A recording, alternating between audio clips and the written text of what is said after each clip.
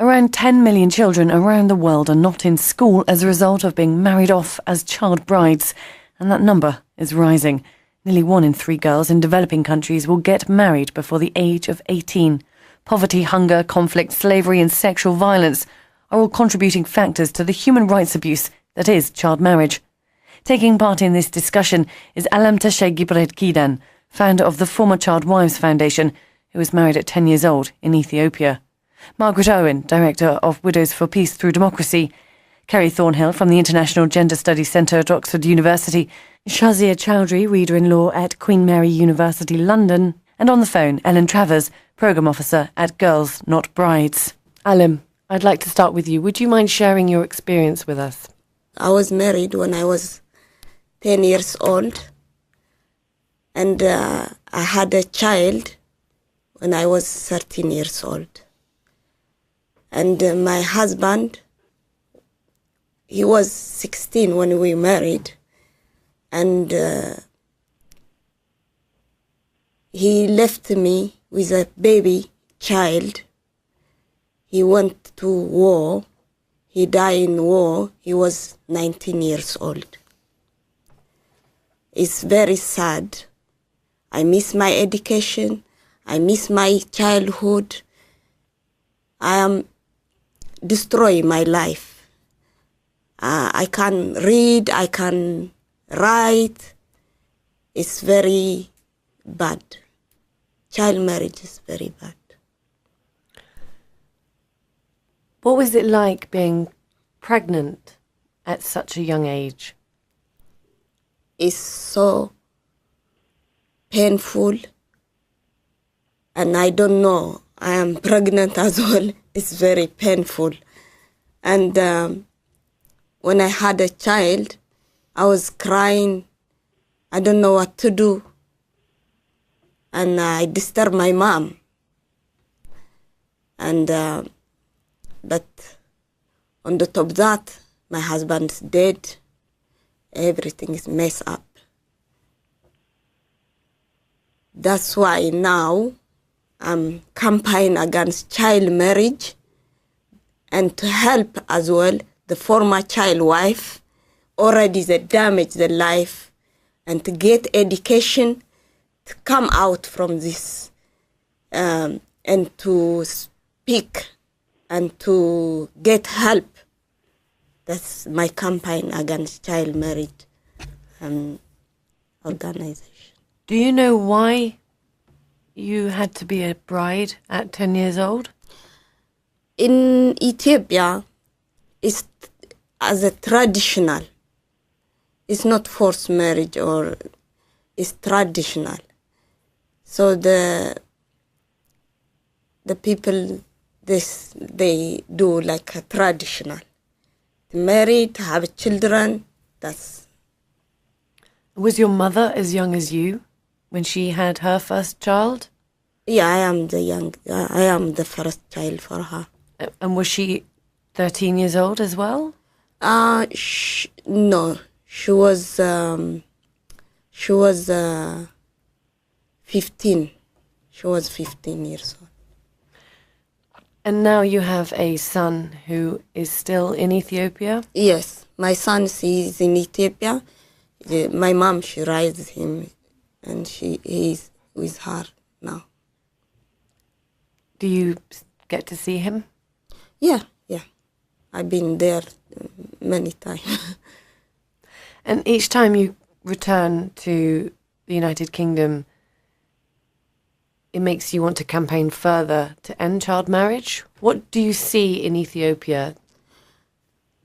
This time, thanks for this government, it's controlled now.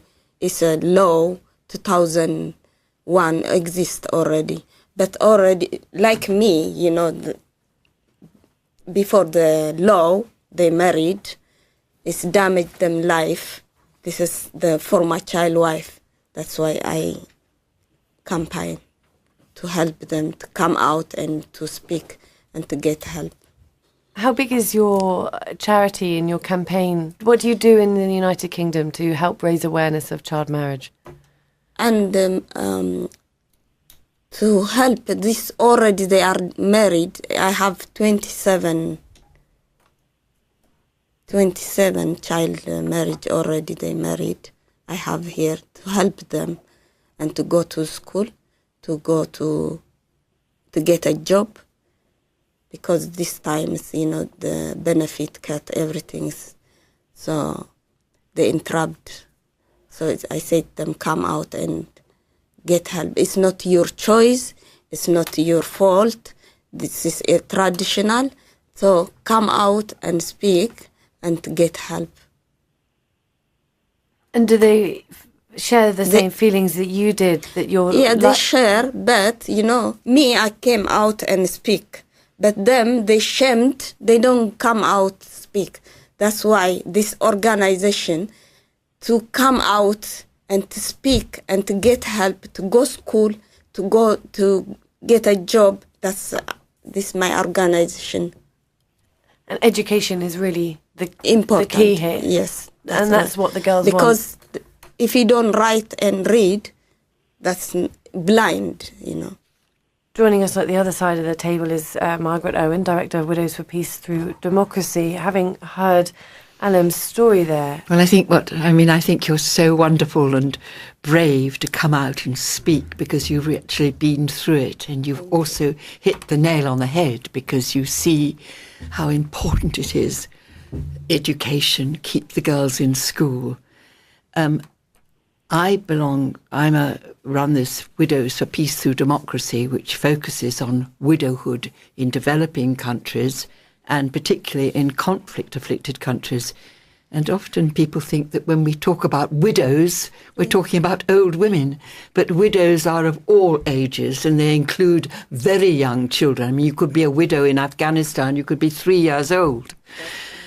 And the terrible thing now, I really do admire your campaign, and I hope that we can work with you and help you, is that never before have we seen so many widows, because of armed conflict, because of sectarian violence, because of harmful traditional practices where very young girls are married to much older men who then die. So we have more and more widows.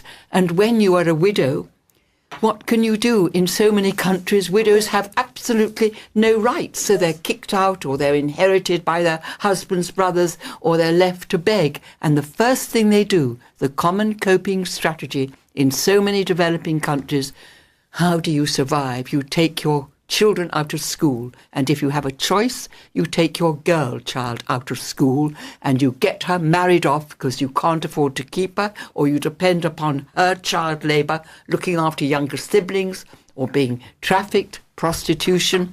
In Afghanistan, the widows are selling their little girls for $10. So I'm just so glad that you're doing this. And also, you talk about tradition, but tradition, as we've now got the new law, horrible laws in Iraq and all over the place, in fact, this is actually rape, because this sexual intercourse with a girl child who cannot consent, this is actually a form of rape. And it's terrifying now as we're listening to what's happening to all those girls in northern Nigeria who've been disappeared.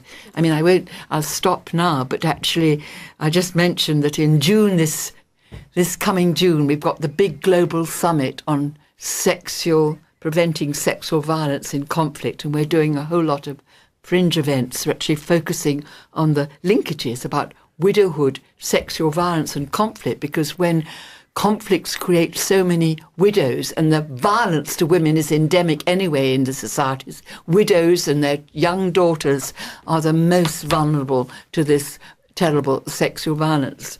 And to end before I start speaking now, I mean, I'm very old now, and I've been working on women's rights for years.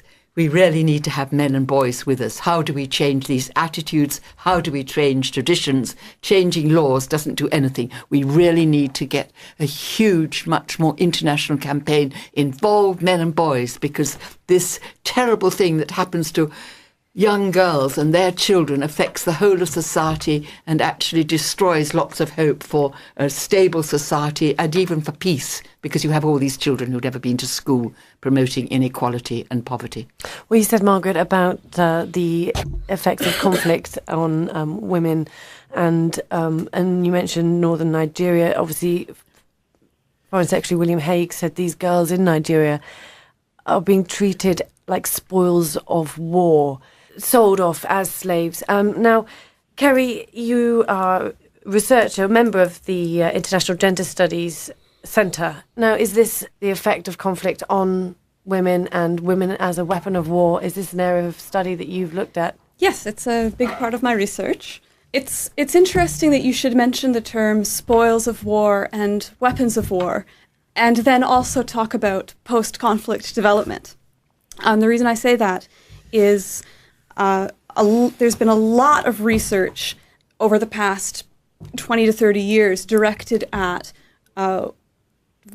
sexual violence against women and girls in the context of armed conflict. And a lot of that has focused on what combatants do to enemy women.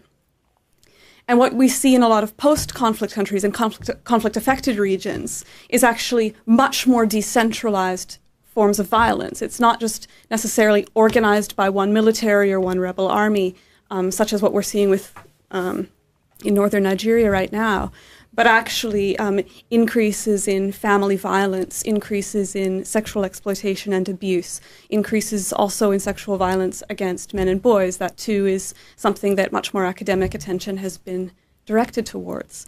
And so that's been a major challenge for a lot of organizations and individuals and activists who work in conflict-affected regions. You know, the whole spoils of war argument is very kind of historically rooted in, you know, armies going into an area and raping women as a form of conquest. But actually, a great deal of the violence that's really happening on the ground doesn't necessarily fit that pattern. And that's been the challenge for a lot of activists.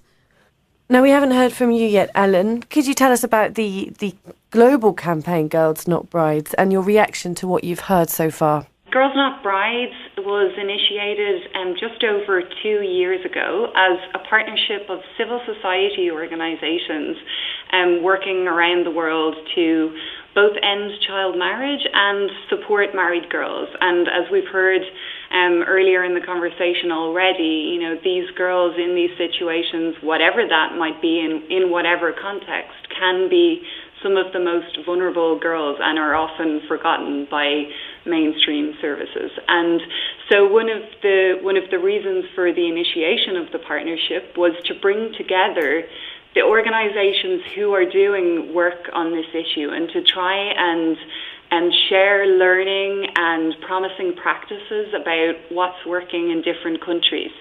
We know that the reality is it happens in different types of contexts, and that it cuts across countries and ethnicities and religions, but it's something which affects 14 million girls every year and has a devastating impact on their lives, because we know in many cases it means the end of education for girls. It means that they're having their babies early. It means the end of their own childhood. But I think what we're seeing and what's promising is that we are creating a movement to try and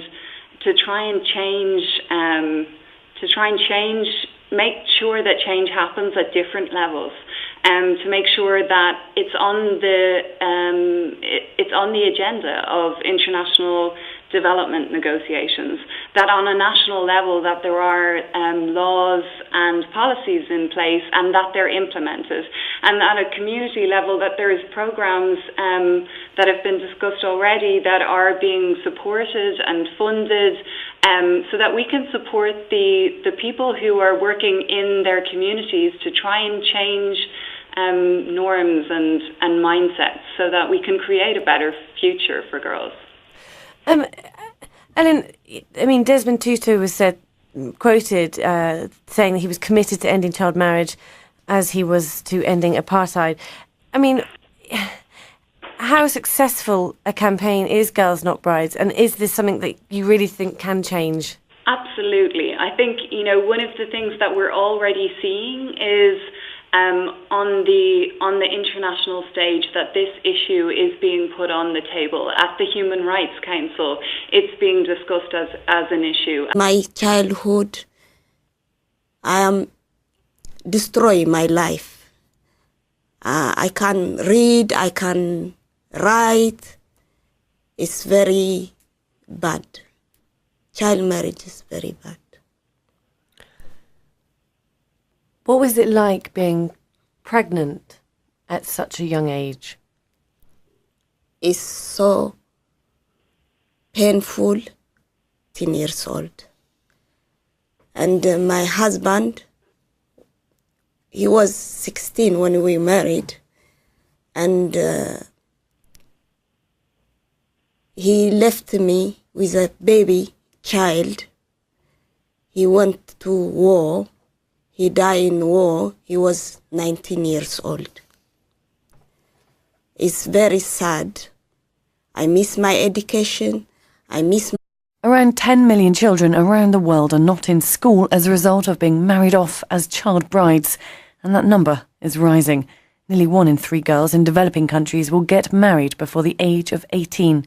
Poverty, hunger, conflict, slavery and sexual violence are all contributing factors to the human rights abuse that is child marriage. Taking part in this discussion is Alamtashe Gibret-Kidan, founder of the Former Child Wives Foundation, who was married at 10 years old in Ethiopia. Margaret Owen, director of Widows for Peace Through Democracy. Kerry Thornhill from the International Gender Studies Centre at Oxford University.